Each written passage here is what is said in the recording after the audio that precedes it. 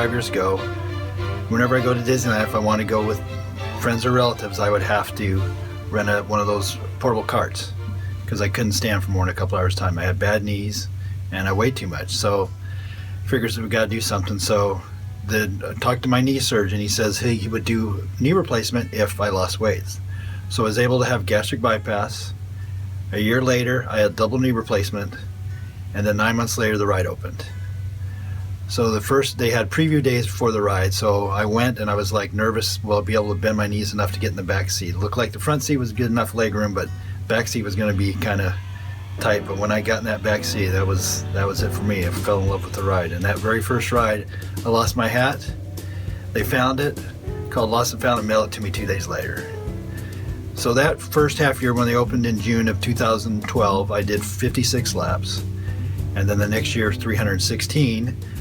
But when I got to 300, I had a sign, and one of the managers noticed me with the sign, so that when I came back after that race and I held the sign up, she had all the cast members start clapping. So that's when I got my first picture ever with the cast members. And then after that, I said, well, last year, 2014, I want to get 1,000. So when I got to lap 999, they pulled the car over to the disability area. All the cast members were there waiting for me. They said, well, here, you got one more lap to do. They jumped in the car with me. We did the 1,000 lap. I had a sign. They gave me a piston cup and a couple little art pieces that some they arranged for me. And from there, that made me want to go even more. So when I got to 2,000, we somehow got ABC to come out and cover the story. And that was a pretty crazy day. People from work and people from the ride, and I got to ride with the same. Well, 2 of the cast members were on the first ride, and then 2 other cast members joined us. So been crazy ever since then. And then when ABC came out, I told them I wanted to get to 2,400 by the end of the year, which was like another 400. And this was like November 17th that I got to 2,000. So I had to scramble, and I was able to do it. It came down New Year's Eve. I needed 30 on New Year's Eve. Didn't think I'd get it. All the cast members said, you're going to get it, you're going to get it. And right before midnight, I got that lap to get 2,400 for the year. The best part of the ride is the race. That's what I like the most. I mean, that race keeps me bringing me back, plus the connection with the cast members, the pick who as they call themselves. It's the connection that I have with them. I mean, 2 of the girls even invited me to their wedding, so it's that close connection. Every once in a while, I make them baked goods. After every 100 laps, I get pictures with all the cast members, and then I put them in a photo album, make copies, and so I always take them a photo album. So last year I took them 2 albums, and so far this year I've taken them 3 albums, so just the photos of all the ones that we've taken at the ride. I have a little notepad that I keep track. I write down the color of the car and the number of the car, because certain cars, like red, has 6 cars, and then some other cars there's only 5 of those cars, and some of the cars only have 4 cars. So I write down the number of the color, then the number, and I write down the lane for the race, either Luigi's side of the race or Ramon's side of the race, and then if I win or lose the race. At the place where I work at, I work Wednesdays and Sundays, so I have Mondays and Tuesdays off, and usually stay the whole time, Mondays and Tuesdays, from park opening to park closing. I'm at that ride. And I keep track of my breaks. If I go for a break, I write down if I've gone for 10 minutes or 15 minutes, and then come back, and I even keep track of when the ride breaks down and maybe why it breaks down. And then we just go from there. And I also do a blog, and so I do a blog post. It depends. Sometimes it's once a week, sometimes it's every 2 or 3 weeks, but you know, especially on the big lap days, I always do a blog, and it's just different thoughts of what happens during the day, or maybe on one day where I'm going for 46 laps, or the most laps I can do a day, I'll do a blog for that, stuff like that. I also post on Facebook. At the end of the day, at Racers, every time I go, I post on Facebook to different Disney groups, plus in general to the public. You know, I have a lanyard that has the number of laps. It says times on Racers, and it has the number. So after every lap, I take out number, so it's a new number. So people will see me in the line, they'll point and say, no, that can't be true. And I said, yeah, it's true. Been keeping track, and I start friendships, pass out blog cards. So I've seen people this year that saw me last year. They came to visit at the same time, and they say, oh, we saw you last year when you were at 2,000 laps, or like stuff like that. It's a conversation breaker in line with people, and they seem to be interested, especially the different Disney Facebook groups. They think this is great. They show up and they want my picture. It's hard for me to understand why people want my picture, but it's kind of cool. The best seat in the car is the front row in the middle, but that has the most legroom. But being a single rider, don't really get in that seat. I usually have the seat on the side, because as a single rider, you're just filling seats. So if family of 4 or group of 4 or group 2 goes in, the single riders get placed in those cars because there's 3 seats in the front and 3 seats in the back row. So usually I sit on the right side, either the front or the back. One of the cast members even pointed out to me the purple number 1 actually has my initials on the license plate. They don't belong to me, they belong to Imagineer, but my initials JH are on the back on the license plate of purple 1. But I actually kept track of purple 1 a little bit, and I actually lose in that car, and actually when I've raced against that car, the car has beaten me too. But I like purple 1. The only car that people would probably know would be red 1, and that's John Laster's car, the guy that did cars.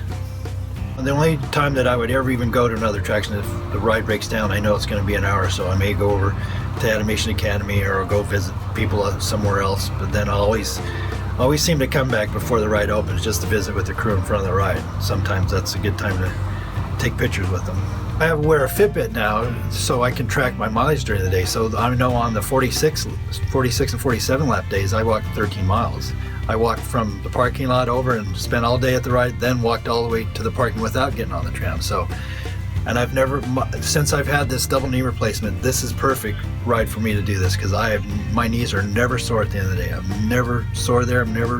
I may get tired, physically tired, but my knees are perfect. I mean, I've actually did a 5K already. So as long as I did my little training walking, I wasn't running. My surgeon says you can't run, but I can walk, and I can walk a 5K, and I've done it already. So, I mean, my knees are perfect. I mean, this is probably the knee surgery is the best thing I've ever done. I did them both at the same time, double knee replacement. So it makes me, I can stay there all day, stand all day. I mean, yeah, maybe lean against the pole in line, but I'm walking and standing all day, and I never am sore there. I've always been a fan, and eventually, when I was going to college, I eventually got to work there. I worked graveyard custodial, casual custodial.